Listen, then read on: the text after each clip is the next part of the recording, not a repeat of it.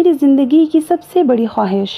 بال point ہونٹوں میں دبائے وہ سوچ میں پڑ گئی، پھر ایک لمبا سانس لیتے ہوئے قدرے بے بسی سے مسکرائی۔ بہت مشکل ہے اس سوال کا جواب دینا۔ کیوں مشکل ہے؟ جویریہ نے اس سے پوچھا۔ کیونکہ میری بہت ساری خواہشات ہیں اور ہر خواہش ہی میرے لیے بہت اہم ہے، اس نے سر جھٹکتے ہوئے جواب دیا۔ وہ دونوں آڈیٹوریم کے عقبی حصے میں دیوار کے ساتھ زمین پر ٹیک لگائے بیٹھی تھیں۔ ایف ایس سی کلاسز میں آج ان کا 8واں دن تھا اور اس وقت وہ دونوں فری پیریڈ میں آڈیٹوریم کے عقبی حصے میں آ کر بیٹھ گئی تھیں۔ نمکین مونگ پھلی کے دانوں کو ایک ایک کر کے کھاتے ہوئے جویریہ نے اس سے پوچھا، تمہاری زندگی کی سب سے بڑی خواہش کیا ہے امامہ؟ امامہ نے قدرے حیرانی سے اسے دیکھا اور سوچ میں پڑ گئی۔ پہلے تم بتاؤ، تمہاری زندگی کی سب سے بڑی خواہش کیا ہے؟ امامہ نے جواب دینے کی بجائے الٹا سوال کر دیا۔ پہلے میں نے پوچھا ہے، تمہیں پہلے جواب دینا چاہیے، جویریہ نے گردن ہلائی۔ اچھا ٹھیک ہے، مجھے اور سوچنے دو، امامہ نے فوراً ہار مانتے ہوئے کہا۔ میری زندگی کی سب سے بڑی خواہش، وہ بڑبڑائی۔ ایک خواہش تو یہ ہے کہ میری زندگی بہت لمبی ہو، اس نے کہا۔ کیوں؟ جویریہ ہنسی۔ بس 50-60 سال کی زندگی مجھے بڑی چھوٹی لگتی ہے، کم سے کم 100 سال تو ملنے چاہیے انسان کو دنیا میں، اور پھر میں اتنا سب کچھ کرنا چاہتی ہوں۔ اگر جلدی مر جاؤں گی تو پھر میری زندگی کی ساری خواہشات ادھوری رہ جائیں گی، اس نے مونگ پھلی کا ایک دانہ منہ میں ڈالتے ہوئے کہا۔ اچھا اور؟ جویریہ نے کہا۔ اور یہ کہ میں ملک کی سب سے بڑی ڈاکٹر بننا چاہتی ہوں، سب سے اچھی آئی اسپیشلسٹ۔ میں چاہتی ہوں جب پاکستان میں آئی سرجری کی تاریخ لکھی جائے تو اس میں میرا نام ٹاپ آف دی لسٹ ہو، اس نے مسکراتے ہوئے آسمان کو دیکھا۔ اچھا اور اگر کبھی تم ڈاکٹر نہ بن سکیں تو؟ جویریہ نے کہا۔ آخر یہ میرٹ اور قسمت کی بات ہے، ایسا ممکن ہی نہیں، میں اتنی محنت کر رہی ہوں کہ میرٹ پر ہر صورت آؤں گی، پھر میرے والدین کے پاس اتنا پیسہ ہے کہ میں اگر یہاں کسی میڈیکل کالج میں نہ جا سکی تو وہ مجھے بیرون ملک بھجوا دیں گے۔ پھر بھی اگر کبھی ایسا ہو کہ تم ڈاکٹر نہ بن سکو تو؟ ہو ہی نہیں سکتا، یہ میری زندگی کی سب سے بڑی خواہش ہے، میں اس پروفیشن کے لیے سب کچھ چھوڑ سکتی ہوں، یہ میرا خواب ہے، اور خوابوں کو بھلا کیسے چھوڑا یا بھلایا جا سکتا ہے؟ امپاسبل۔ امامہ نے قطعی انداز میں سر ہلاتے ہوئے ہتھیلی پر رکھے ہوئے دانوں میں سے ایک اور دانہ منہ میں ڈالا۔ زندگی میں کچھ بھی ناممکن نہیں ہو سکتا، کبھی بھی کچھ بھی ہو سکتا ہے۔ فرض کرو کہ تم ڈاکٹر نہیں بن پاتی تو پھر تم کیا کرو گی؟ کیسے ری ایکٹ کرو گی؟ امامہ اب سوچ میں پڑ گئی۔ پہلے تو میں بہت روؤں گی، بہت ہی زیادہ، کئی دن، اور پھر میں مر جاؤں گی۔ جویریہ بے اختیار ہنسی۔ اور ابھی کچھ دیر پہلے تو تم کہہ رہی تھی کہ تم لمبی زندگی چاہتی ہو، اور ابھی تم کہہ رہی ہو کہ تم مر جاؤ گی۔ ہاں تو پھر زندہ رہ کر کیا کروں گی؟ سارے پلانس ہی میرے میڈیکل کے حوالے سے ہیں، اور یہ چیزیں زندگی سے نکل گئیں تو پھر باقی کیا رہے گا؟ یعنی تمہاری زندگی، یعنی تمہاری ایک بڑی خواہش دوسری بڑی خواہش کو ختم کر دے گی، تم یہی سمجھ لو۔ تو پھر اس کا مطلب تو یہی ہوا کہ تمہاری سب سے بڑی خواہش ڈاکٹر بننا ہے، لمبی زندگی پانا نہیں، تم کہہ سکتی ہو۔ اچھا اگر تم ڈاکٹر نہ بن سکی تو پھر مرو گی کیسے؟ خودکشی کرو گی یا طبعی موت؟ جویریہ نے بڑی دلچسپی سے پوچھا۔ طبعی موت ہی مروں گی، خودکشی تو کر ہی نہیں سکتی، امامہ نے لاپرواہی سے کہا۔ اور اگر تمہیں طبعی موت آ نہ سکی تو؟ میرا مطلب ہے جلد نہ آئی تو پھر تو تم ڈاکٹر نہ بننے کے باوجود بھی لمبی زندگی گزارو گی؟ نہیں، مجھے پتا ہے کہ اگر میں ڈاکٹر نہ بنی تو پھر بہت جلد مر جاؤں گی، مجھے اتنا دکھ ہوگا کہ میں تو زندہ ہی نہیں رہ سکوں گی، وہ یقین کے ساتھ بولی۔ تم جس قدر جو خوش مزاج ہو، میں کبھی یقین نہیں کر سکتی کہ تم کبھی اتنی دکھی ہو سکتی ہو کہ رو رو کر مر جاؤ، اور وہ بھی صرف اس لیے کہ تم ڈاکٹر نہیں بن سکی۔ لک فنی، جویریہ نے اس بار اس کا مذاق اڑانے والے انداز میں کہا۔ تم اب میری بات چھوڑو، اپنی بات کرو، تمہاری زندگی کی سب سے بڑی خواہش کیا ہے؟ امامہ نے موضوع بدلتے ہوئے کہا۔ رہنے دو۔ کیوں رہنے دو؟ بتاؤ نا، تمہیں برا لگے گا، جویریہ نے کچھ ہچکچاتے ہوئے کہا۔ امامہ نے گردن موڑ کر حیرانی سے اسے دیکھا۔ مجھے کیوں برا لگے گا؟ جویریہ خاموش رہی۔ ایسی کیا بات ہے جو مجھے بری لگے گی؟ امامہ نے اپنا سوال دہرایا۔ بری لگے گی، جویریہ نے مدھم آواز میں کہا۔ آخر تمہاری زندگی کی سب سے بڑی خواہش کا میری زندگی سے کیا تعلق ہے کہ میں اس پر برا مانوں گی؟ امامہ نے اس بار قدرے الجھے ہوئے انداز میں پوچھا۔ کہیں تمہاری یہ خواہش تو نہیں ہے کہ میں ڈاکٹر نہ بنوں؟ امامہ کو اچانک یاد آیا۔ جویریہ ہنس دی۔ نہیں، زندگی صرف ایک ڈاکٹر بن جانے سے کہیں زیادہ اہمیت کی حامل ہوتی ہے، اس نے کچھ فلسفیانہ انداز میں کہا۔ پہیلیاں بجھوانا چھوڑ دو اور مجھے بتا دو، امامہ نے کہا۔ میں وعدہ کرتی ہوں میں برا نہیں مانوں گی، امامہ نے اپنا ہاتھ اس کی طرف بڑھاتے ہوئے کہا۔ وعدے کرنے کے باوجود میری بات سننے پر تم بری طرح ناراض ہوگی، بہتر ہے ہم کچھ اور بات کریں، جویریہ نے کہا۔ اچھا، میں اندازہ لگاتی ہوں تمہاری اس خواہش کا تعلق میرے لیے کسی بہت اہم چیز سے ہے، رائٹ؟ امامہ نے خود سوچتے ہوئے کہا۔ جویریہ نے سر ہلایا۔ اب سوال یہ پیدا ہوتا ہے کہ میرے لیے کون سی چیز اتنی اہم ہو سکتی ہے کہ میں وہ بات کرتے کرتے رک گئی۔ مگر جب تک میں تمہاری خواہش کی نوعیت نہیں جان لیتی میں کچھ بھی اندازہ نہیں کر سکتی۔ بتا دو جویریہ پلیز، اب تو مجھے بہت ہی زیادہ تجسس ہو رہا ہے، اس نے منت کی۔ وہ کچھ دیر سوچتی رہی، امامہ غور سے اس کا چہرہ دیکھتی رہی۔ کچھ دیر کی خاموشی کے بعد جویریہ نے سر اٹھا کر امامہ کو دیکھا۔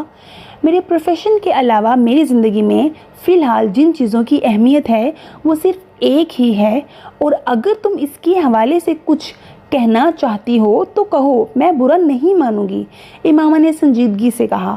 جویریہ نے قدرے چونک کر اسے دیکھا۔ وہ اپنے ہاتھ میں موجود ایک انگوٹھی کو دیکھ رہی تھی۔ جویریہ مسکرائی۔ میری زندگی کی سب سے بڑی خواہش یہ ہے کہ تم، جویریہ نے اسے اپنی خواہش بتائی۔ امامہ کا چہرہ ایک دم سفید پڑ گیا۔ وہ شوق تھی یا حیرت زدہ، جویریہ اندازہ نہیں کر سکی، مگر اس کے چہرے کے تاثرات یہ ضرور بتا رہے تھے کہ جویریہ کے منہ سے نکلنے والے جملے اس کے ہر اندازے کے برعکس تھے۔ میں نے تم سے کہا تھا نا کہ تم برا مانو گی، جویریہ نے جیسے صفائی پیش کرنے کی کوشش کی، مگر امامہ کچھ کہے بغیر اسے دیکھتی رہی۔ معیز حلق کے بل چلاتا ہوا درد سے دوہرا ہو گیا۔ اس کے دونوں ہاتھ اپنے پیٹ پر تھے۔ اس کے سامنے کھڑے 12 سالہ لڑکے نے اپنی پھٹی ہوئی ٹی شرٹ کی آستین سے اپنی ناک سے بہتا ہوا خون صاف کیا اور ہاتھ میں پکڑے ہوئے ٹینس ریکٹ کو ایک بار پھر پوری قوت سے معیز کی ٹانگ پر دے مارا۔ معیز کے حلق سے ایک بار پھر چیخ نکلی اور وہ اس بار سیدھا ہو گیا۔ کچھ بے یقینی کے عالم میں اس نے خود سے 2 سال چھوٹے بھائی کو دیکھا جو اب بغیر کسی لحاظ اور مروت کے اسے اس ریکٹ سے پیٹ رہا تھا جو معیز کچھ دیر پہلے اسے پیٹنے کے لیے لے کر آیا تھا۔ اس ہفتے میں ان دونوں کے درمیان ہونے والا یہ تیسرا جھگڑا تھا اور تینوں بار جھگڑا شروع کرنے والا اس کا چھوٹا بھائی تھا۔ معیز اور اس کے تعلقات ہمیشہ ہی ناخوشگوار رہے تھے۔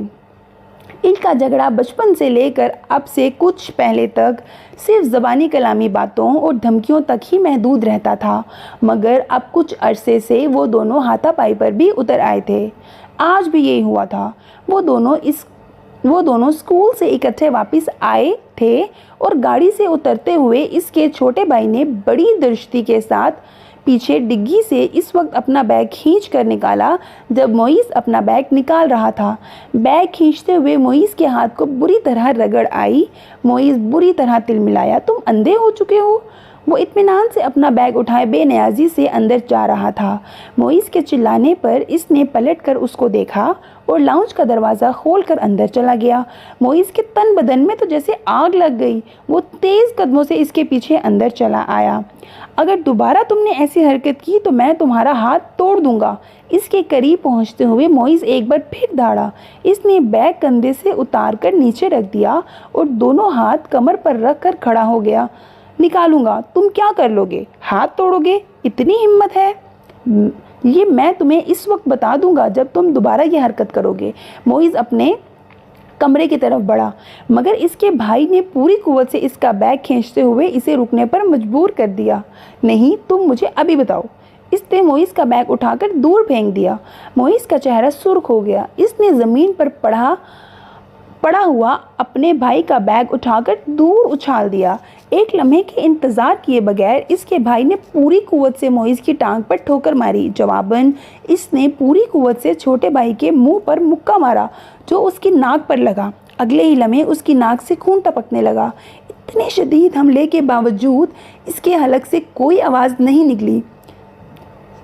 اس نے معیز کی ٹائی کھینچتے ہوئے اس کا گلا دبانے کی کوشش کی۔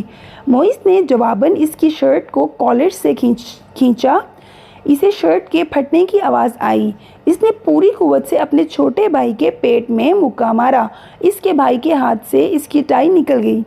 ٹھہرو، میں تمہیں اب تمہارا ہاتھ توڑ کر دکھاتا ہوں۔ معیز نے اسے گالیاں دیتے ہوئے لاؤنج کے ایک کونے میں پڑے ہوئے ایک ریکٹ کو اٹھا لیا اور اپنے چھوٹے بھائی کو مارنے کی کوشش کی، مگر اگلے ہی لمحے ریکٹ اس کے بھائی کے ہاتھ میں تھا۔ اس نے پوری قوت سے گھما کر اتنی برق رفتاری کے ساتھ اس ریکٹ کو معیز کے پیٹ میں مارا کہ وہ سنبھل یا خود کو بچا بھی نہیں سکا۔ اس نے یکے بعد دیگرے اس کی کمر اور ٹانگ پر ریکٹ برسا دیے۔ اندر سے ان دونوں کا بڑا بھائی اشتعال کے عالم میں باہر لاؤنج میں آ گیا۔ کیا تکلیف ہے تم دونوں کو؟ گھر میں آتے ہی ہنگامہ شروع کر دیتے ہو۔ اس کو دیکھتے ہی چھوٹے بھائی نے اٹھا ہوا ریکٹ نیچے کر لیا۔ اور تمہیں شرم نہیں آتی اپنے سے بڑے بھائی کو مارتے ہوئے؟ اس کی نظر اب اس کے ہاتھ میں پکڑے ریکٹ پر گئی۔ نہیں آتی، اس نے بڑی ڈٹائی کے ساتھ کہتے ہوئے ریکٹ ایک طرف اچھال دیا اور بڑی بے خوفی سے کچھ فاصلے پر پڑا ہوا اپنا بیگ اٹھا کر اندر جانے لگا۔ معیز نے بلند آواز میں سیڑھیاں چڑھتے ہوئے اپنے چھوٹے بھائی سے کہا، تم کو اس کا خمیازہ بھگتنا پڑے گا۔ وہ ابھی تک اپنی ٹانگ سہلا رہا تھا۔ شور، وائی ناٹ؟ ہاں، کیوں نہیں؟ ایک عجیب سی مسکراہٹ کے ساتھ سیڑھیوں کے آخری سرے پر رک کر اس نے معیز سے کہا، اگلی بار تم بیٹ لے کر آنا۔ ٹینس راکٹ سے کچھ مزہ نہیں آیا، تمہاری کوئی ہڈی نہیں ٹوٹی۔ معیز کو اشتعال آ گیا۔ تم اپنی ناک سنبھالو، وہ یقیناً ٹوٹ گئی ہوگی۔ معیز غصے کے عالم میں سیڑھیوں کو دیکھتا رہا جہاں کچھ دیر پہلے وہ کھڑا تھا۔ مسز سمنتھا رچرڈز نے دوسری رو میں کھڑکی کے ساتھ پہلی کرسی پر بیٹھے ہوئے اس لڑکے کو چوتھی بار گھورا۔ وہ اس وقت بھی بڑی بے نیازی سے کھڑکی سے باہر دیکھنے میں مصروف تھا۔ وہ وقتاً فوقتاً وہ باہر سے نظریں ہٹاتا، ایک نظر مسز سمنتھا کو دیکھتا، اس کے بعد پھر اسی طرح باہر جھانکنے لگتا۔ اسلام آباد کے ایک غیر ملکی اسکول میں وہ آج پہلے دن اس کلاس کی بائیولوجی پڑھنے کے لیے آئی تھی۔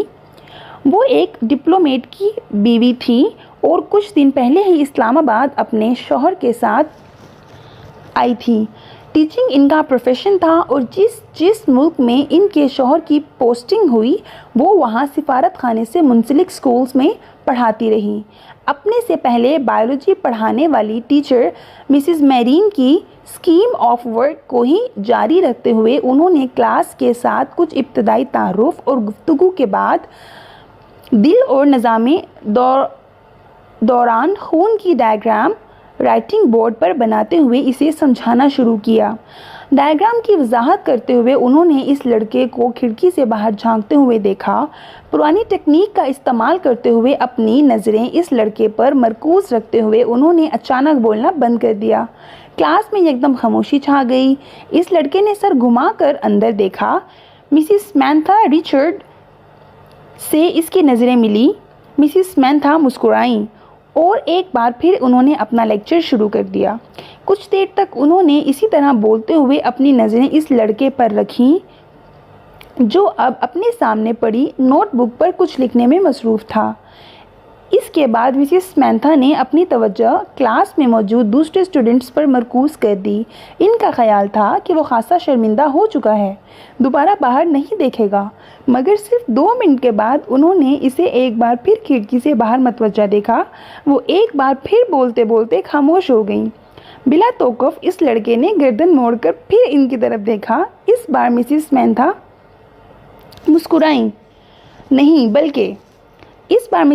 مسکرائی نہیں بلکہ قدرے سنجیدگی سے اسے دیکھتے ہوئے ایک بار پھر لیکچر دینا شروع کر دیا۔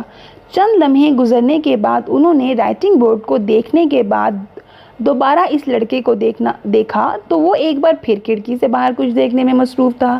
اس بار غیر مخصوص طور پر ان کے چہرے پر کچھ ناراضی نمودار ہوئی اور وہ کچھ جھنجھلاتے ہوئے خاموش ہوئیں، اور ان کے خاموش ہوتے ہی اس لڑکے نے کھڑکی کے باہر سے اپنی نظریں ہٹا کر ان کی طرف دیکھا۔ اس بار اس لڑکے کے ماتھے پر بھی کچھ شکنیں تھیں۔ ایک نظر مسز سمینتھا کو ناگواری سے دیکھ کر وہ ایک بار پھر کھڑکی سے باہر دیکھنے لگا۔ اس کا انداز اس قدر توہین آمیز تھا کہ مسز سمینتھا رچرڈ کا چہرہ سرخ ہو گیا۔ سالار، تم کیا دیکھ رہے ہو؟ انہوں نے سختی سے پوچھا۔ نتھنگ، یک لفظی جواب آیا۔ وہ اب چپتی ہوئی نظروں سے انہیں دیکھ رہا تھا۔ تمہیں پتہ ہے کہ میں کیا پڑھا رہی ہوں؟ ہوپ سو، اس نے اتنے روڈ انداز میں کہا کہ سمینتھا رچرڈ نے یکدم ہاتھ میں پکڑا ہوا مارکر کیپ سے بند کر کے ٹیبل پر پھینک دیا۔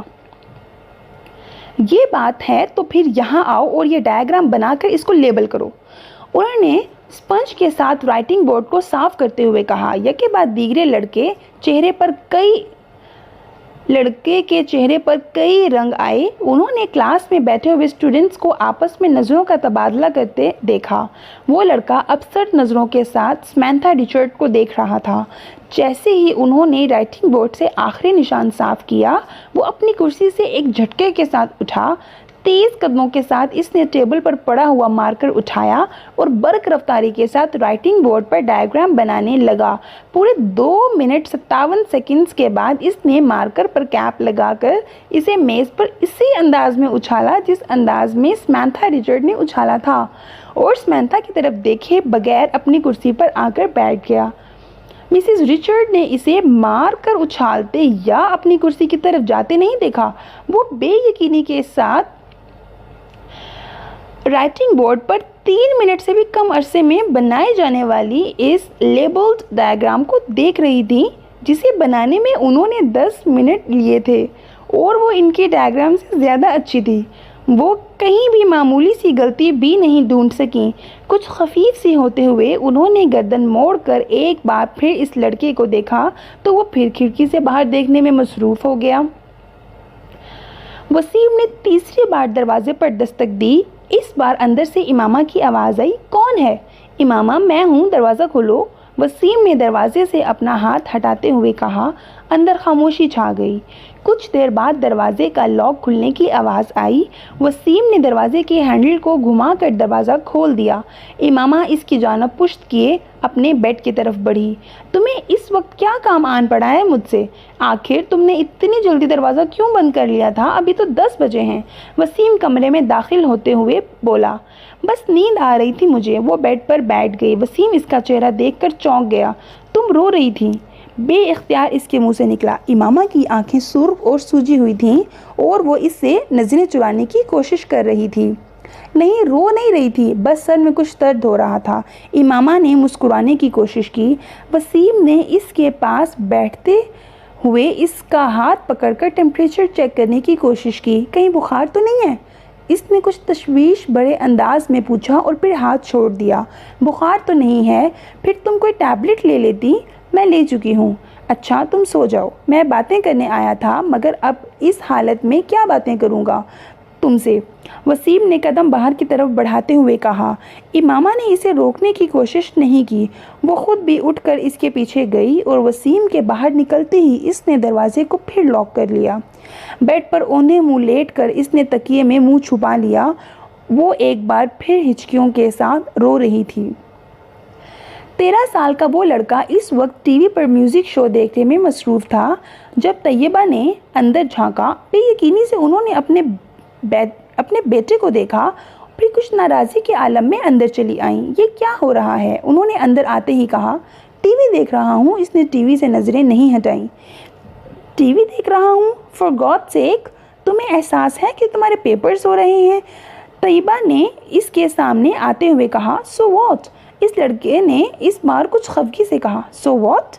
تمہیں اس وقت اپنے کمرے میں کتابوں کے درمیان ہونا چاہیے، نہ کہ یہاں بیہودہ شو دیکھ کے سامنے۔ طیبہ نے ڈانٹا۔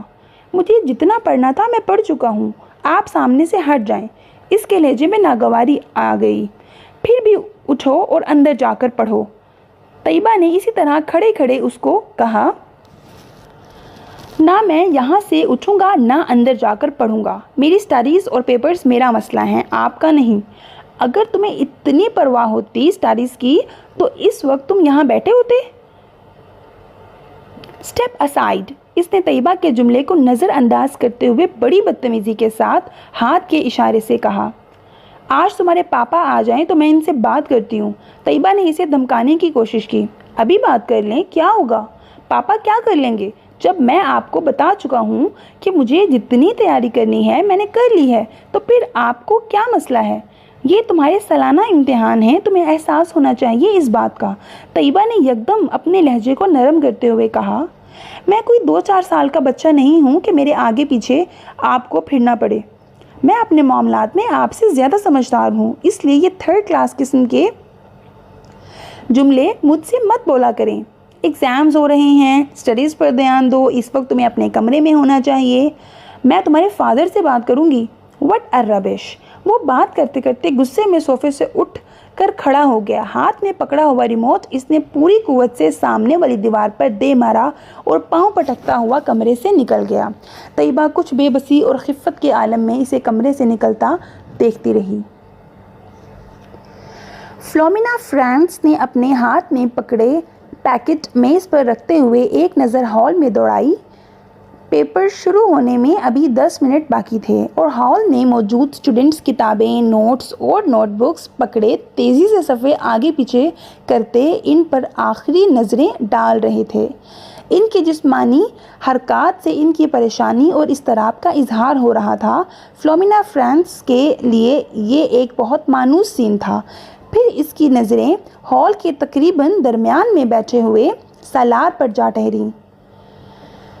25 اسٹوڈنٹس میں اس وقت وہ واحد اسٹوڈنٹ تھا جو اطمینان سے اپنی کرسی پر ٹانگ رکھے بیٹھا تھا۔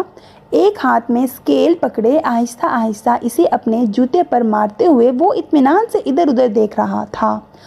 فلومینا کے لیے یہ سین بھی نیا نہیں تھا۔ اپنے 7 سالہ کیریئر میں انہوں نے پیپرز کے دوران سالار کو اسی بے فکری اور لاپرواہی کا مظاہرہ کرتے پایا تھا۔ 9:02 پر انہوں نے سالار کے پاس سے گزرتے ہوئے اسے MCQs پر مبنی آبجیکٹو پیپر تھمایا۔ 30 منٹ کے بعد اسے وہ پیپر ان سے لینا تھا۔ 9:10 پر انہوں نے سالار کو اپنی کرسی سے کھڑا ہوتے دیکھا۔ اس کے کھڑے ہوتے ہی ہال میں اس کے پیچھے موجود تمام اسٹوڈنٹس نے سر اٹھا کر اسے دیکھا۔ وہ پیپر ہاتھ میں لیے فلومینا فرانس کی طرف جا رہا تھا۔ فلومینا فرانس کے لیے یہ بھی نیا سین نہیں تھا۔ وہ پہلے بھی یہی کچھ دیکھتی آئی تھیں۔ 30 منٹ میں حل کیے جانے والا پیپر وہ 8 منٹ میں حل کر کے ان کے سر پر کھڑا تھا۔ پیپر کو دوبارہ دیکھ لو۔ انہوں نے یہ جملہ اس سے نہیں کہا۔ وہ جانتی تھی اس کا جواب کیا ہوگا۔ میں دیکھ چکا ہوں۔ وہ اگر اسے ایک بار پھر پیپر دیکھنے پر مجبور کرتی تو وہ ہمیشہ کی طرح پیپرز لے جا کر اپنی کرسی کے ہتھے پر رکھ کر بازو سینے پر لپیٹ کر بیٹھ جاتا۔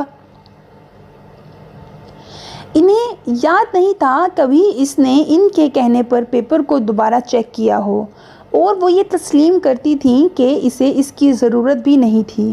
اس کے پیپر میں کسی ایک بھی غلطی کو ڈھونڈنا بہت مشکل کام تھا۔ انہوں نے ایک ہلکی سی مسکراہٹ کے ساتھ اس کے ہاتھ سے پیپر پکڑ لیا۔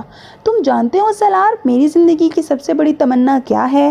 انہوں نے پیپر پر نظر ڈالتے ہوئے کہا کہ میں تمہیں 30 منٹ کا پیپر 30 منٹ کے بعد سبمٹ کرواتے ہوئے دیکھوں۔ وہ ان کی بات پر خفیف سے انداز میں مسکرایا۔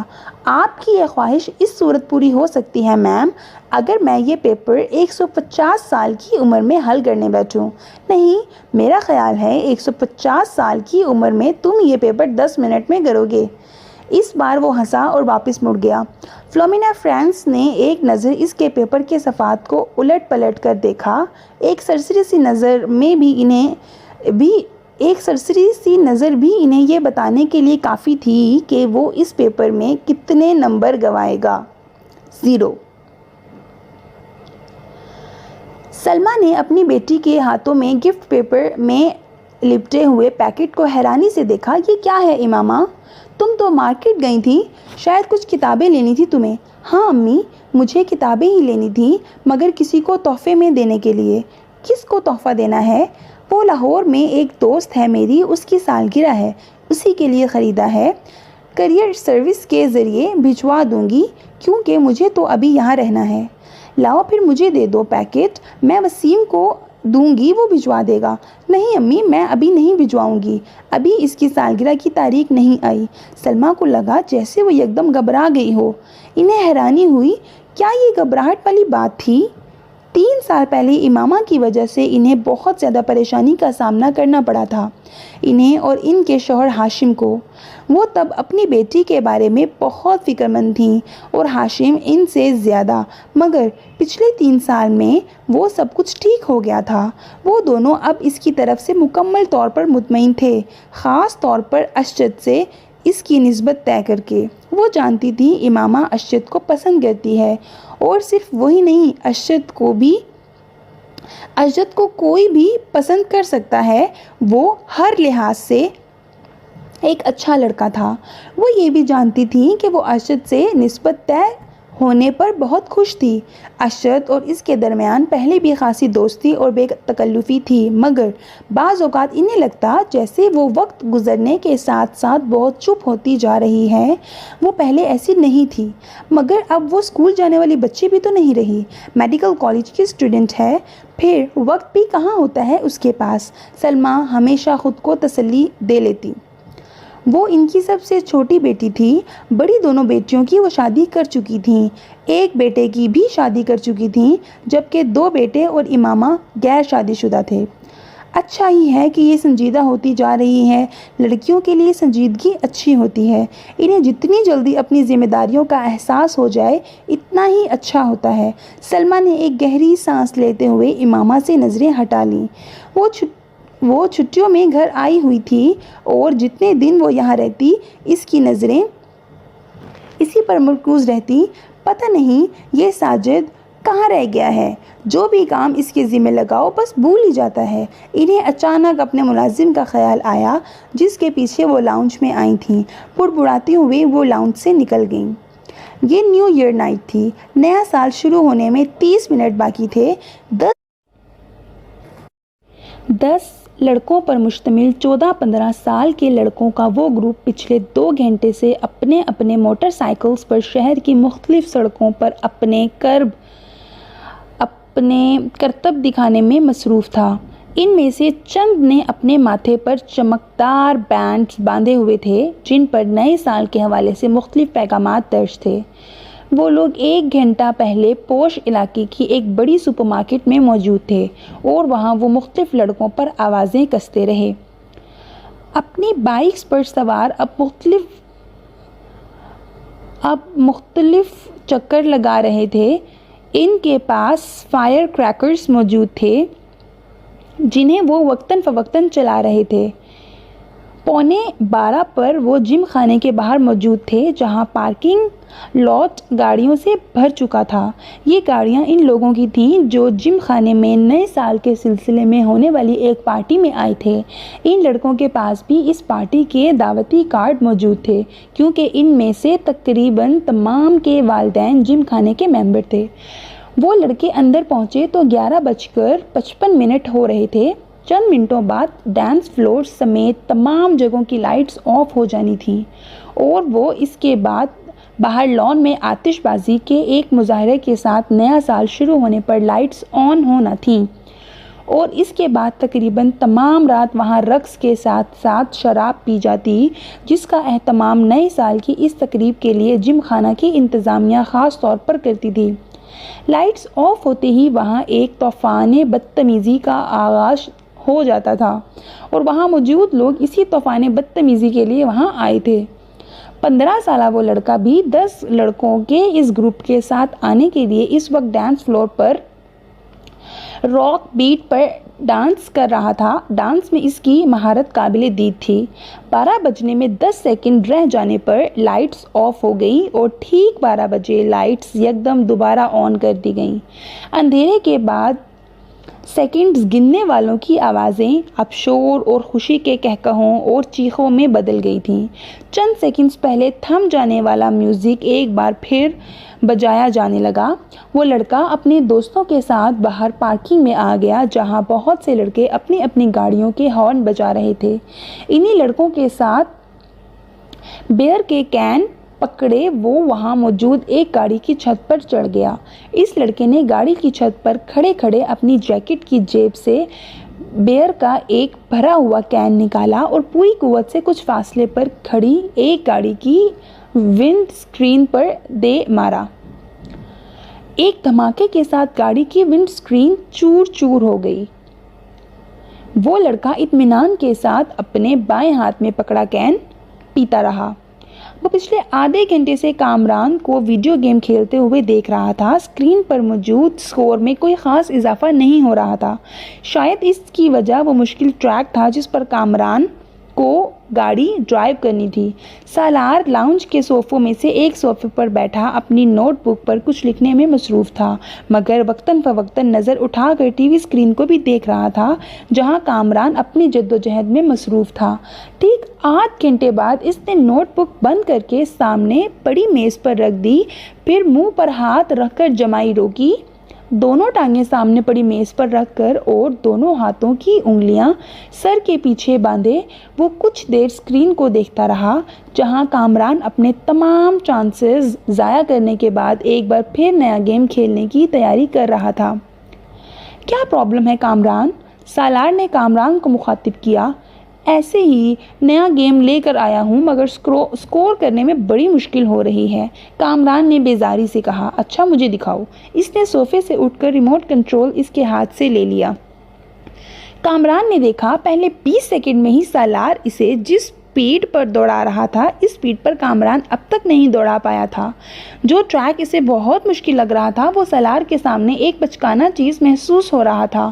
1 منٹ بعد وہ جس اسپیڈ پر گاڑی دوڑا رہا تھا اس اسپیڈ پر کامران کے لیے اس پر نظریں جمانا مشکل ہو گیا، جبکہ سالار اس اسپیڈ پر بھی گاڑی کو مکمل طور پر کنٹرول کیے ہوئے تھا۔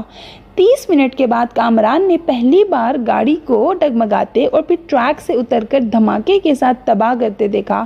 کامران نے کچھ مسکراتے ہوئے مڑ کر سالار کو دیکھا۔ گاڑی کیوں تباہ ہوئی تھی وہ جان گیا تھا۔ گاڑی کیوں تباہ ہوئی تھی وہ جان گیا تھا۔ ریموٹ اب سالار کے ہاتھ کی بجائے میز پر پڑا تھا۔ وہ اپنی نوٹ بک اٹھائے کھڑا ہو رہا تھا۔ کامران نے سر اٹھا کر اسے دیکھا۔ بہت بورنگ گیم ہے، سالار نے تبصرہ کیا اور کامران کی ٹانگوں کو پھلانگتے ہوئے لاؤنج سے باہر نکل گیا۔ کامران ہونٹ بھینچے 7 ہندسوں پر مبنی اس اسکور کو دیکھ رہا تھا جو اسکرین کے ایک کونے میں جگمگا رہا تھا۔ کچھ نہ سمجھ میں آنے والے انداز میں اس نے بیرونی دروازے کو دیکھا جس سے وہ غائب ہوا تھا۔ وہ دونوں ایک بار پھر خاموش تھے۔ اسجد کو الجھن ہونے لگی۔ امامہ اتنی کم گو نہیں تھی جتنی وہ اس کے سامنے ہو جاتی تھی۔ پچھلے آدھے گھنٹے میں اس نے گنتی کے لفظ بولے تھے۔ وہ اسے بچپن سے جانتا تھا۔ وہ بہت خوش مزاج تھی۔ ان دونوں کی نسبت ٹھہرائے جانے کے بعد بھی ابتدائی سال میں اس میں کوئی تبدیلی نہیں آئی تھی۔ اسجد کو اس سے بات کر کے خوشی محسوس ہوتی تھی۔ وہ بلا کی حاضر جواب تھی، مگر پچھلے کچھ سالوں میں وہ ایک دم بدل گئی تھی۔ وہ میڈیکل کالج میں جا کر تو یہ تبدیلی اور بھی زیادہ محسوس ہونے لگی تھی۔ اسجد کو بعض دفعہ یوں محسوس ہوتا جیسے اس سے بات کرتے ہوئے وہ حد درجے محتاط رہتی ہے۔ کبھی وہ الجھی ہوئی سی محسوس ہوتی اور کبھی اسے اس کے لہجے میں عجیب سی سرد مہری محسوس ہوتی۔ اسے لگتا وہ جلد از جلد اس سے چھٹکارا پا کر اس کے پاس سے اٹھ کر چلی جانا چاہتی ہے۔ اس وقت بھی وہ ایسا ہی محسوس کر رہا تھا۔ میں کئی بار سوچتا ہوں کہ میں خواہ ہی تمہارے لیے یہاں آنے کا تردد کرتا ہوں۔ تمہیں تو اس سے کوئی فرق نہیں پڑتا کہ میں آؤں یا نہ آؤں، اسجد نے ایک گہری سانس لے کر کہا۔ وہ اس کے بالمقابل لان چیئر پر بیٹھی دور باؤنڈری وال پر چڑھی ہوئی بیل کو گھور رہی تھی۔ اسجد کی شکایت پر اس نے گردن ہلائے بغیر اپنی نظریں بیل سے ہٹا کر اسجد پر مرکوز کر دی۔ اسجد نے سوالیہ نظروں سے اسے دیکھا مگر وہ خاموش رہی۔ تو اس نے لفظوں میں کچھ رد و بدل کے ساتھ اپنا سوال دہرایا۔ تمہیں میرے نہ آنے سے کوئی فرق نہیں پڑے گا امامہ؟ کیوں ٹھیک کہہ رہا ہوں میں؟ اب میں کیا کہہ سکتی ہوں اس پر؟ تم کم از کم انکار تو کر سکتی ہو، میری بات کو جھٹلا سکتی ہو کہ ایسی بات نہیں ہے، میں غلط سوچ رہا ہوں۔ اور ایسی بات نہیں ہے، آپ غلط سوچ رہے ہیں، امامہ نے اس کی بات کاٹ کر کہا۔ اس کا لہجہ اب بھی اتنا ہی ٹھنڈا اور چہرہ اتنا ہی بے تاثر تھا جتنا پہلے تھا۔ ارشد ایک ٹھنڈی سانس لے کر رہ گیا۔ ہاں، میری دعا اور خواہش تو یہی ہے کہ ایسا نہ ہو، اور میں واقعی غلط سوچ رہا ہوں، مگر تم سے بات کرتے ہوئے میں ہر بار ایسا ہی محسوس کرتا ہوں۔ کس بات سے آپ ایسا محسوس کرتے ہیں؟ اس بار پہلی بار ارشد کو اس کی آواز میں کچھ ناراضی جھلکتی ہوئی محسوس ہوئی۔ بہت سی باتوں سے تم میری کسی بات کا ڈھنگ سے جواب ہی نہیں دیتی۔ حالانکہ میں آپ کی ہر بات کا ڈھنگ سے جواب دینے کی بھرپور کوشش کرتی ہوں، لیکن اب اگر آپ کو میرے جواب پسند نہ آئیں تو میں کیا کر سکتی ہوں؟ ارشد کو اس بار بات کرتے ہوئے وہ کچھ مزید خفا محسوس ہوئی۔ میں نے یہ کب کہا کہ مجھے تمہارے جواب پسند نہیں آئے؟ میں تو صرف یہ کہہ رہا ہوں کہ میری ہر بات کے جواب میں تمہارے پاس ہاں اور نہیں کے علاوہ کچھ نہیں ہوتا۔ بعض دفعہ تو مجھے لگتا ہے کہ میں اپنے آپ سے باتیں کر رہا ہوں۔ اگر آپ مجھ سے یہ پوچھیں گے کہ تم ٹھیک ہو، تو میں اس کا جواب ہاں یا نہیں میں ہی دوں گی۔ ہاں اور نہیں کے علاوہ، ہاں اور نہیں کے علاوہ اس سوال کا جواب کسی تقریر سے دیا جا سکتا ہے تو آپ مجھے وہ دے دیں، میں کر دوں گی۔ وہ بالکل سنجیدہ تھی۔ ہاں اور نہیں کے ساتھ بھی تو کچھ کہا جا سکتا ہے، اور کچھ نہیں۔ تم جواباً میرا حال ہی پوچھ سکتی ہو۔ میں آپ کا کیا حال پوچھوں؟ ظاہر ہے اگر آپ میرے گھر آئے ہیں، میرے سامنے بیٹھے مجھ سے باتیں کر رہے ہیں، تو اس کا واضح مطلب تو یہی ہے کہ آپ ٹھیک ہیں، ورنہ آپ اس وقت اپنے گھر بستر پر پڑے ہوتے۔ یہ فارمیلٹی ہوتی ہے امامہ۔ ارے آپ جانتے نہیں میں فارمیلٹیز پر یقین نہیں رکھتی۔ آپ بھی مجھ سے میرا حال نہ پوچھا کریں، میں بالکل مائنڈ نہیں کروں گی۔ ارشد جیسے لاجواب ہو گیا۔ ٹھیک ہے، فارمیلٹیز کو چھوڑو، بندہ کوئی اور بات کر لیتا ہے، کچھ ڈسکس کر لیتا ہے، اپنی مصروفیات کے بارے میں ہی بتا دیتا ہے۔ ارشد، میں آپ سے کیا ڈسکس کروں؟ آپ بزنس کرتے ہیں، میں میڈیکل کی اسٹوڈنٹ ہوں، آپ سے میں کیا پوچھوں؟ اسٹاک مارکیٹ کی پوزیشن، ٹرینڈ، بلش یا بیرش انڈیکس میں کتنے پوائنٹس کا اضافہ ہوگا، یا اگلی کنسائنمنٹ کہاں بھیج رہے ہیں؟ اس بار گورنمنٹ نے آپ کو کتنی ریبیٹ دی؟ اس کا لہجہ اب بھی اتنا ہی سرد تھا۔ یا آپ سے اناٹومی ڈسکس کروں؟ کون سے عوامل انسان کے جگر کو متاثر کر سکتے ہیں؟ بائی پاس سرجری میں اس سال کون سی نئی ٹیکنیک استعمال کی گئی ہے؟ دل کی دھڑکن بحال کرنے کے لیے کتنے سے کتنے وولٹ کا الیکٹرک شاک دیا جا سکتا ہے؟ تو ہم دونوں کی مصروفیات تو یہ ہیں۔ اب ان کے بارے میں ڈسکشن سے آپ اور میں محبت اور بے تکلفی کی کون سی نئی منزلیں طے کریں گے؟ وہ میری بات سمجھ سے باہر ہے۔ ارشد کا چہرہ سرخ ہو گیا۔ اب وہ اس لمحے کو کوس رہا تھا جب اس نے امامہ سے شکایت کی تھی۔ اور بھی تو مصروفیات ہوتی ہیں انسان کی، ارشد نے قدرے کمزور لہجے میں کہا۔ نہیں، پڑھائی کے علاوہ میری تو اور کوئی مصروفیات نہیں ہیں، امامہ نے قطعیت سے سر ہلاتے ہوئے کہا۔ پہلے بھی تو ہم دونوں آپس میں بہت سی باتیں کرتے تھے۔ امامہ نے اس کی بات کاٹ دی۔ پہلے کی بات چھوڑیں، اب میں وقت ضائع کرنا افورڈ نہیں کر سکتی۔ حیرت مجھے آپ پر ہو رہی ہے، آپ بزنس مین ہو کر اتنی اممیچور اور ایموشنل سوچ سکتے ہیں۔ آپ کو تو خود بہت پریکٹیکل ہونا چاہیے۔ ارشد کچھ بول نہ سکا۔ ہم دونوں کے درمیان جو رشتہ ہے وہ ہم دونوں جانتے ہیں۔ اب اگر آپ میرے پریکٹیکل اپروچ کو بے التفاتی، بے نیازی، ناراضی سمجھیں تو میں کیا کر سکتی ہوں؟ میں آپ کے ساتھ یہاں بیٹھی ہوں تو اس کا مطلب یہی ہے کہ میں اس رشتے کو اہمیت دیتی ہوں، ورنہ کوئی اجنبی تو اس طرح یہاں میرے ساتھ بیٹھ کر چائے نہیں پی سکتا۔ وہ ایک لمحے کے لیے رکی۔ اور جہاں تک اس بات کا تعلق ہے کہ آپ کے آنے یا نہ آنے سے مجھے کوئی فرق پڑے گا یا نہیں، حقیقت یہ ہے کہ ہم دونوں ہی بہت مصروف رہتے ہیں۔ ہم ماڈرن ایج کی پیداوار ہیں، نہ میں کوئی ہیر ہوں نہ آپ رانجھے کے قبیلے سے تعلق رکھتے ہیں کہ میرے لیے گھنٹوں یہ فریضہ سر انجام دیں۔ سچ یہی ہے کہ فرق واقعی نہیں پڑتا کہ ہم دونوں ملیں یا نہ ملیں، باتیں کریں یا نہ کریں، ہمارا رشتہ وہی رہے گا جو اب ہے۔ یا آپ کو لگتا ہے اس میں کوئی تبدیلی آ سکتی ہے؟ اگر ارشد کے ماتھے پر پسینہ نہیں آیا تھا تو اس کی واحد وجہ دسمبر کا مہینہ تھا۔ ان دونوں کی عمر میں 8 سال کا فرق تھا، مگر اس وقت پہلی بار ارشد کو یہ فرق 18 سال کا محسوس ہوا۔ وہ اسے اپنے سے 18 سال بڑی لگی تھی۔ 2 ہفتے پہلے وہ 19 سال کی ہوئی تھی، مگر اس وقت ارشد کو لگ رہا تھا جیسے وہ ٹین ایج سے سیدھی ادھیڑ عمری میں پہنچ گئی ہو، اور خود وہ ایک بار پھر پری ٹین میں آ گیا تھا۔ وہ خود ایک بار پری ٹین میں آ گیا تھا۔ وہ اس کے بالمقابل ٹانگ پر ٹانگ رکھتے ارشد کے چہرے پر نظریں جمائے اسی بے تاثر انداز میں اس کے جواب کی منتظر تھی۔ ارشد نے کرسی کے ہتھے پر ٹکے اس کے ہاتھ میں منگنی کی انگوٹھی کو دیکھا اور کھنکار کر اپنا گلا صاف کرنے کی کوشش کی۔ تم بالکل ٹھیک کہہ رہی ہو، میں صرف اس لیے ڈسکشن کی بات کر رہا تھا کہ ہمارے درمیان انڈرسٹینڈنگ ڈیولپ ہو سکے۔ ارشد، میں آپ کو بہت اچھی طرح سمجھتی اور جانتی ہوں، اور یہ جان کر مجھے بہت افسوس ہوا کہ آپ سمجھتے ہیں کہ ہمارے درمیان ابھی بھی کسی انڈرسٹینڈنگ کو ڈیولپ کرنے کی ضرورت ہے۔ میرا خیال تھا ہم دونوں کے درمیان اچھی خاصی انڈرسٹینڈنگ ہے۔ وہ ارشد کا دن نہیں تھا، ارشد نے اعتراف کیا، اور اگر آپ کو یہ خیال ہے کہ اناٹومی اور بزنس کو ڈسکس کر کے ہم کوئی انڈرسٹینڈنگ ڈیولپ کر سکیں گے تو ٹھیک ہے، آئندہ ہم یہی ڈسکس کر لیا کریں گے۔ امامہ کے لہجے میں لاپرواہی کا عنصر واضح تھا۔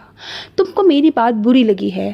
بالکل بھی نہیں، میں کیوں برا مانوں گی؟ اس کے لہجے میں موجود حیرت کے عنصر نے ارشد کو مزید شرمندہ کر دیا۔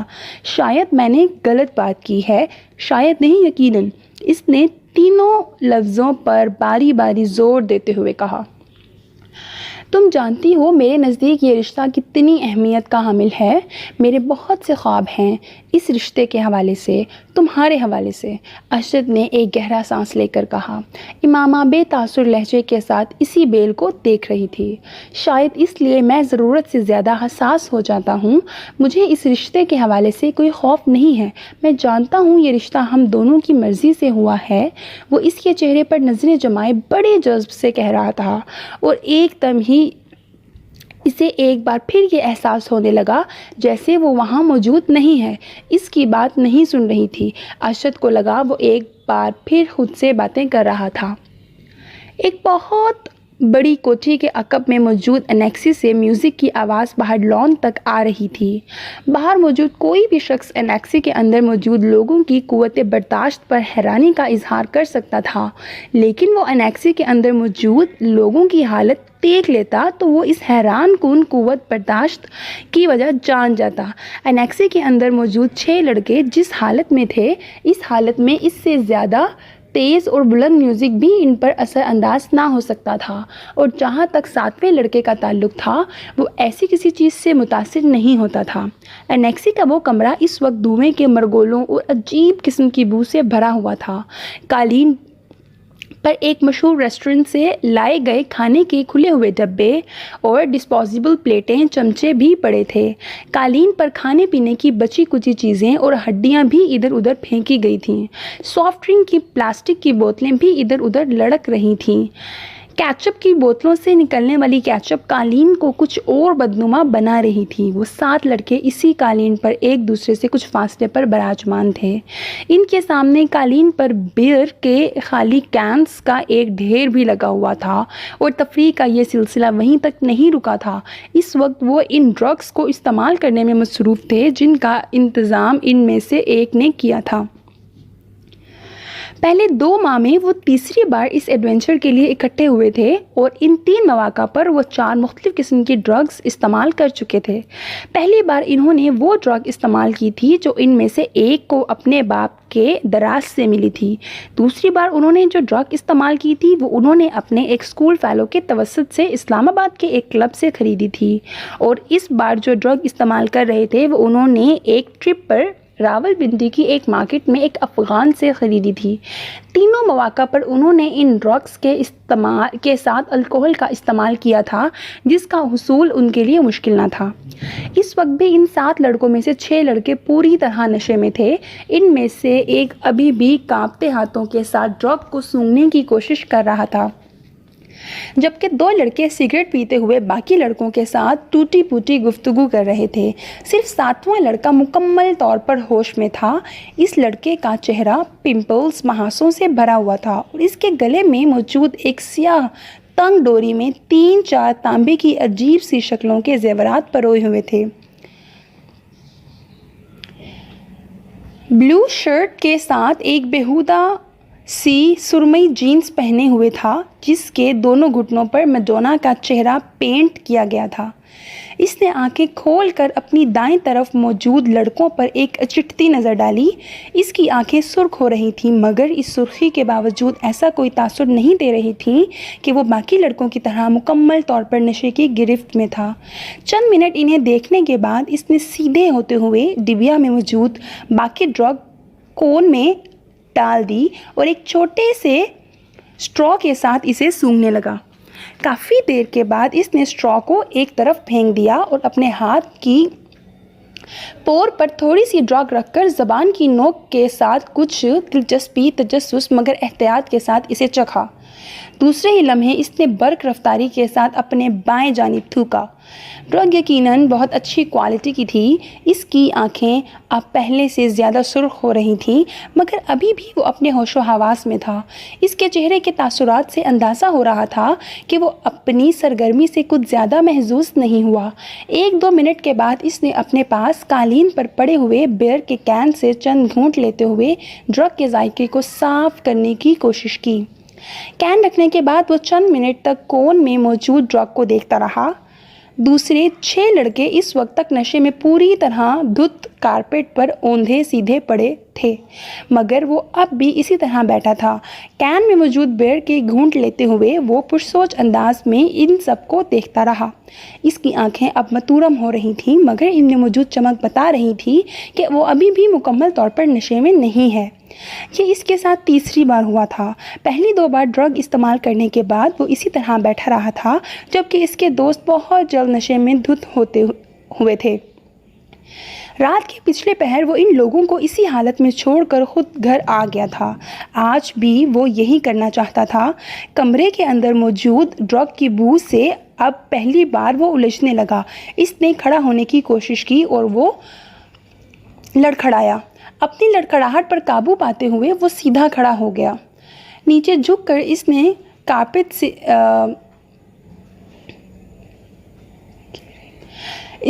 کارپٹ سے کی رنگ، والیٹ اور کریڈٹ کارڈ اٹھائے۔ پھر آگے بڑھ کر اس نے اپنی متورم اور سرخ آنکھوں سے کمرے میں ایک نظر دوڑائی، یوں جیسے وہ کوئی چیز یاد کرنے کی کوشش کر رہا ہو۔ پھر وہ کمرے کے دروازے کی طرف بڑھ گیا۔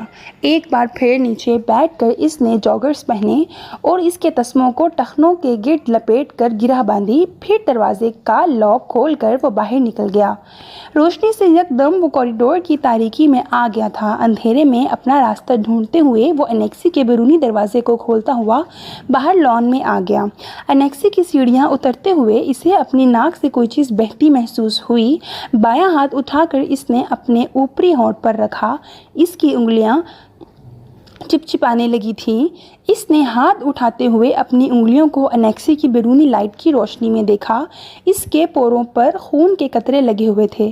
اس نے اپنی ٹراؤزرز کی جیب ٹٹولتے ہوئے اندر سے ایک رومال برآمد کیا اور اپنی پوروں پر لگا ہوا خون صاف کیا۔ اس کے بعد اسی رومال کے ساتھ اس نے اپنی ناک سے چمکنے والے خون کو صاف کیا۔ اسے اپنے حلق میں کوئی چیز چبھتی ہوئی محسوس ہوئی۔ اس نے کھنکار کر اپنا گلا صاف کرنے کی کوشش کی۔ اسے اب اپنے سینے میں بھی گھٹن کا احساس ہونے لگا۔ چند گہرے سانس لے کر اس نے اس گھٹن کو کم کرنے کی کوشش کی۔ وہیں کھڑے کھڑے اس نے 2-3 بار نیچے تھوکا اور پھر ایک بار سیڑھیاں اترنے کے لیے قدم بڑھایا۔ وہ یکدم ٹھٹک گیا۔ اس کے ناک میں عجیب سی سنسناہٹ ہوئی اور پھر یکدم کوئی چیز پوری قوت سے بہنے لگی۔ وہ بے اختیار کمر کے بل جھک گیا۔ ایک دھار کی صورت میں اس کی ناک سے نکلنے والا خون سیڑھیوں پر گرنے لگا تھا، ماربل پر پھسلتا ہوا خون۔ وہ اسے دیکھتا رہا۔ گولف کلب میں تقریب، تقسیم انعامات منعقد کی جا رہی تھی۔ 16 سالہ سالار سکندر بھی انڈر 16 کی کیٹیگری میں 7 انڈر پار کے سکور کے ساتھ پہلی پوزیشن کی ٹرافی وصول کرنے کے لیے موجود تھا۔ سکندر عثمان نے سالار سکندر کا نام پکارے جانے پر تالیاں بجاتے ہوئے اس ٹرافی کیبنٹ کے بارے میں سوچا، جس میں اس سال انہیں کچھ مزید تبدیلیاں کروانی پڑیں گی۔ سالار کو ملنے والی شیلڈز اور ٹرافیز کی تعداد اس سال بھی پچھلے سال جیسی ہی تھی۔ ان کے تمام بچے ہی پڑھائی میں بہت اچھے تھے، مگر سالار سکندر باقی سب سے بہت مختلف تھا۔ ٹرافیز، شیلڈز اور سرٹیفکیٹس کے معاملے میں وہ سکندر عثمان کے باقی بچوں سے بہت آگے تھا۔ 150 آئی کیو لیول کے حامل اس بچے کا مقابلہ کرنا ان میں سے کسی کے لیے ممکن تھا بھی نہیں۔ فخریہ انداز میں تالیاں بجاتے ہوئے سکندر عثمان نے دائیں طرف بیٹھی ہوئی اپنی بیوی سے سرگوشی میں کہا، یہ گولف میں اس کی 13ویں اور اس سال کی 4تھی ٹرافی ہے۔ ہر چیز کا حساب رکھتے ہو تم، اس کی بیوی نے مسکراتے ہوئے جیسے قدرے ستائشی انداز میں اپنے شوہر سے کہا، جس کی نظریں اس وقت مہمان خصوصی سے ٹرافی وصول کرتے ہوئے سالار پر مرکوز تھیں۔ صرف گولف کا، اور کیوں، وہ تم اچھی طرح جانتی ہو۔ سکندر عثمان نے اپنی بیوی کو دیکھا جو اب سیٹ کی طرف جاتے ہوئے سالار کو دیکھ رہی تھی۔ آئی بیٹ اگر یہ اس وقت اس مقابلے میں شرکت کرنے والے پروفیشنل کھلاڑیوں کے ساتھ کھیل رہا ہوتا تو بھی اس وقت اس کے ہاتھ میں یہی ٹرافی ہوتی۔ سکندر عثمان نے بیٹے کو دور سے دیکھتے ہوئے کچھ فخریہ انداز میں دعویٰ کیا۔ سالار اب اپنی سیٹ کے اطراف میں موجود دوسری سیٹوں پر موجود دوسرے انعامات حاصل کرنے والوں سے ہاتھ ملانے میں مصروف تھا۔ ان کی بیوی کو سکندر عثمان کے دعوے پر کوئی حیرانی نہیں ہوئی، کیونکہ وہ جانتی تھیں سالار کے بارے میں یہ ایک باپ کا جذباتی جملہ نہیں، وہ واقعی اتنا ہی غیر معمولی تھا۔ اسے 2 ہفتے پہلے اپنے بھائی زبیر کے ساتھ اسی گولف کورس پر 18 ہول پر کھیلا جانے والا گولف کا میچ یاد آیا۔ رف میں اتفاقاً گر جانے والی ایک بال کو وہ جس صفائی اور مہارت کے ساتھ واپس گرین پر لایا تھا، اس نے زبیر کو محو حیرت کر دیا۔ وہ پہلی بار سالار کے ساتھ گولف کھیل رہا تھا۔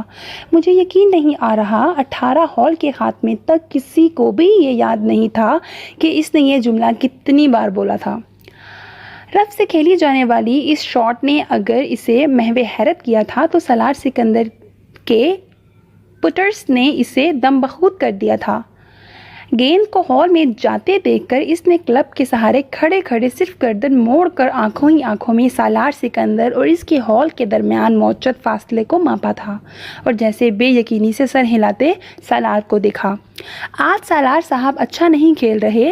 زبیر نے مڑ کر بے یقینی کے عالم میں اپنے پیچھے کھڑے کیڈی کو دیکھا جو گولف کارٹ پر پکڑے سالار کو دیکھتے ہوئے بڑبڑا رہا تھا۔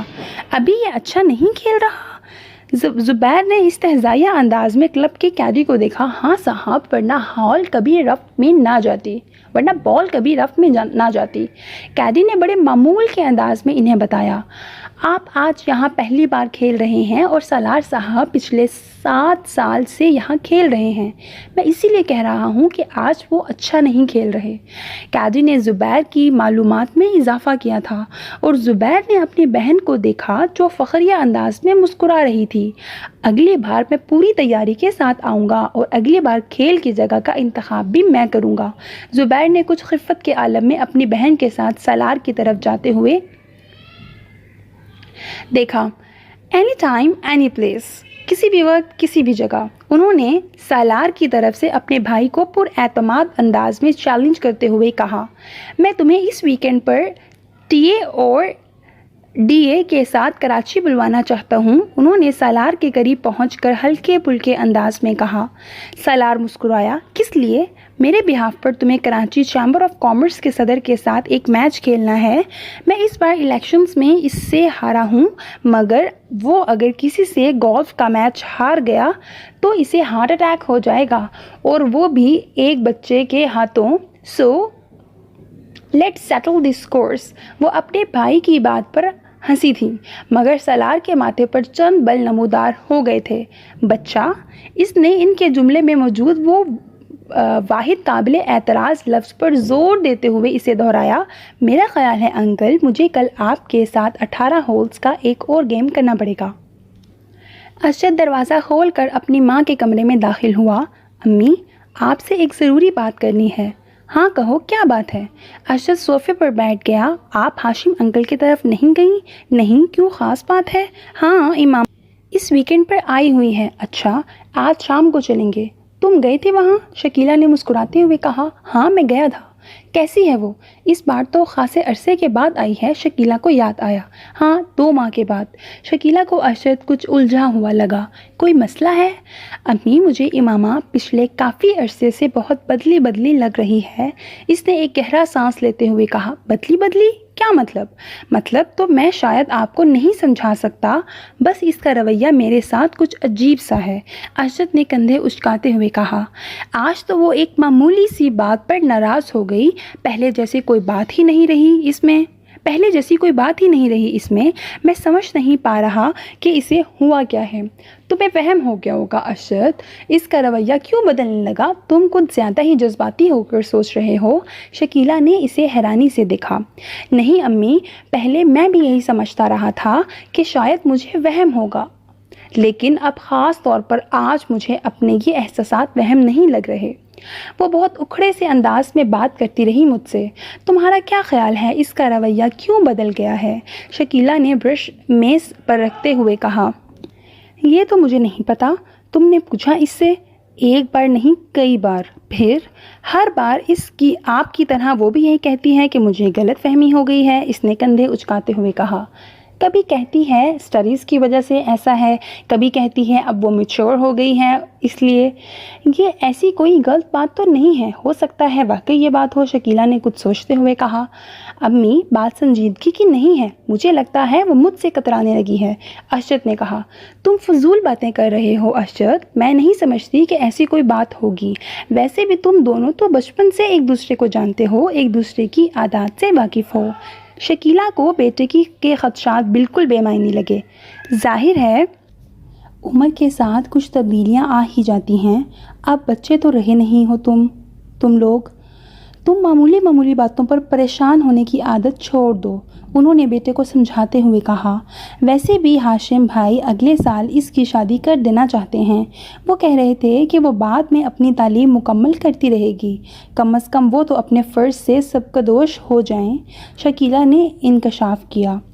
انکل نے ایسا کہا؟ ارشد کچھ چونکا۔ کئی بار کہا ہے، میرا خیال ہے وہ لوگ تو تیاریاں بھی کر رہے ہیں۔ ارشد نے ایک اطمینان بھرا سانس لیا۔ ہو سکتا ہے امامہ اسی وجہ سے قدرے پریشان ہو۔ ہاں ہو سکتا ہے، بہرحال یہی صحیح ہے، اگلے سال شادی ہو جانی چاہیے، ارشد نے کچھ مطمئن ہوتے ہوئے کہا۔ وہ 16-17 سال کا ایک دبلا پتلا مگر لمبا لڑکا تھا۔ اس کے چہرے پر بلوغت کا وہ گہرا رواں نظر آ رہا تھا جسے ایک بار بھی شیو نہیں کیا گیا تھا۔ اس روئے نے اس کے چہرے کی معصومیت کو برقرار رکھا تھا۔ وہ سپورٹس شارٹس اور ایک ڈھیلی ڈھالی شرٹ پہنے ہوئے تھا۔ اس کے پیروں میں کاٹن کی جرابیں اور جاگرز تھے۔ چیونگم چباتے ہوئے اس کی آنکھوں میں ایک عجیب طرح کی بے چینی اور اضطراب تھا۔ وہ اس وقت ایک پرہجوم سڑک کے بیچوں بیچ ایک ہیوی ڈیوٹی موٹر سائیکل پر بیٹھا ہوا تیزی سے تقریباً اسے اڑائے لے جا رہا تھا۔ وہ کسی قسم کے ہیلمٹ کے بغیر تھا۔ وہ بہت ریش انداز میں موٹر سائیکل کو چلا رہا تھا۔ اس نے 2 دفعہ سگنل توڑا، 3 دفعہ خطرناک طریقے سے کچھ گاڑیوں کو اوورٹیک کیا، 4 دفعہ بائک چلاتے چلاتے اس کا اگلا پہیہ اٹھا دیا اور کتنی ہی دیر دور تک صرف ایک پہیے پر بائک چلاتا رہا۔ 2 دفعہ دائیں بائیں دیکھے بغیر اس نے برق رفتاری سے اپنی مرضی کا ٹرن لیا۔ 1 دفعہ وہ زگ زیگ انداز میں بائک چلانے لگا۔ 6 دفعہ اس نے پوری رفتار سے بائک چلاتے ہوئے اپنے دونوں پاؤں اٹھا دیے۔ پھر یکدم اسی رفتار سے بائک چلاتے ہوئے اس نے 1 وے کی خلاف ورزی کرتے ہوئے اس لین کو توڑا اور دوسری لائن میں زناٹے کے ساتھ گھس گیا۔ سامنے سے آتی ہوئی ٹریفک کی بریکیں یکدم چرچرانے لگیں۔ اس نے فل سپیڈ پر بائک چلاتے ہوئے یکدم ہینڈل پر سے اپنے ہاتھ ہٹا دیے۔ بائک پوری رفتار کے ساتھ سامنے سے آنے والی گاڑی کے ساتھ ٹکرائی۔ وہ ایک جھٹکے کے ساتھ ہوا میں بلند ہوا اور پھر کسی چیز پر گرا۔ اسے اندازہ نہیں ہوا، اس کا ذہن تاریک ہو چکا تھا۔ وہ دونوں لڑکے اسٹیج پر ایک دوسرے کے بالمقابل روسٹرم کے پیچھے کھڑے تھے، مگر ہال میں موجود اسٹوڈنٹس کی نظریں ہمیشہ کی طرح ان میں سے ایک پر مرکوز تھیں۔ وہ دونوں ہیڈ بوائے کے انتخاب کے لیے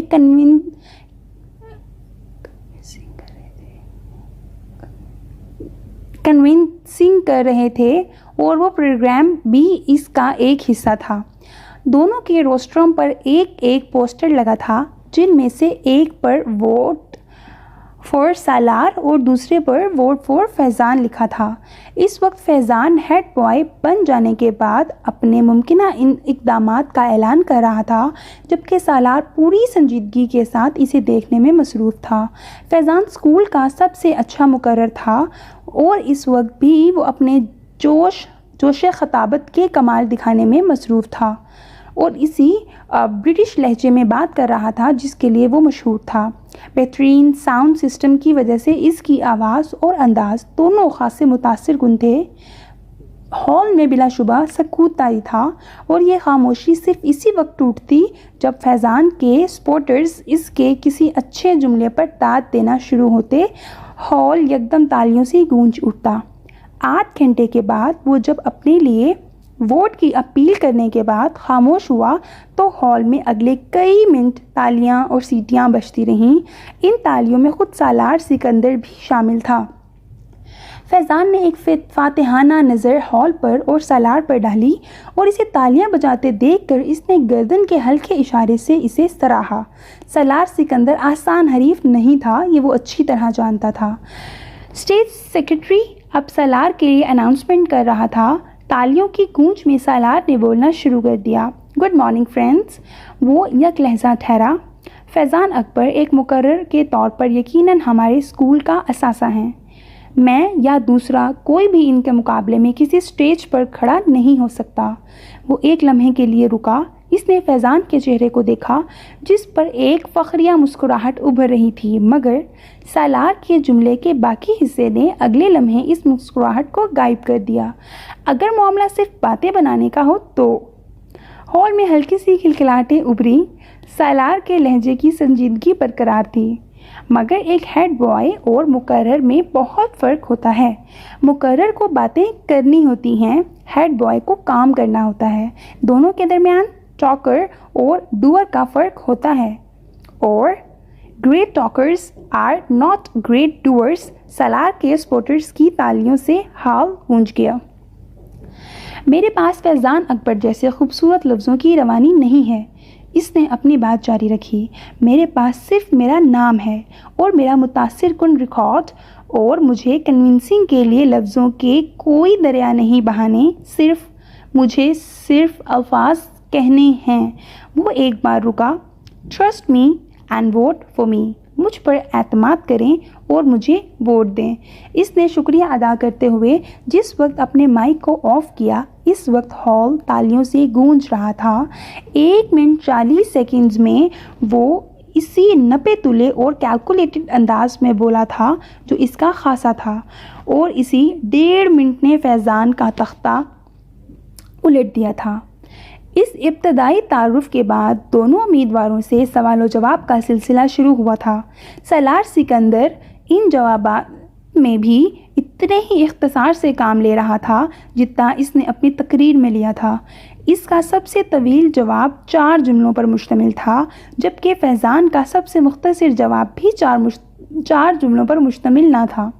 فیضان کی فصاحت و بلاغت جو پہلے اس کی خوبی سمجھی جاتی تھی، اس وقت اس سٹیج پر سالار کے مختصر جوابات کے سامنے چرب زبانی نظر آ رہی تھی، اور اس کا احساس خود فیضان کو بھی ہو رہا تھا۔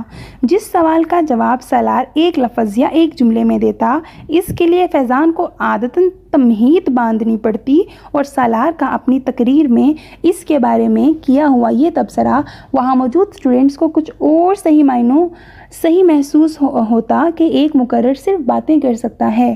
سالار سکندر کو ہیڈ بوائے کیوں ہونا چاہیے؟ سوال کیا گیا۔ کیونکہ آپ بہترین شخص کا انتخاب چاہتے ہیں، جواب آیا۔ کیا یہ جملہ خود ستائشی نہیں ہے؟ اعتراض کیا گیا۔ نہیں، یہ جملہ خود شناسی ہے، اعتراض کو رد کیا گیا۔ خود ستائشی اور خود شناسی میں کیا فرق ہے؟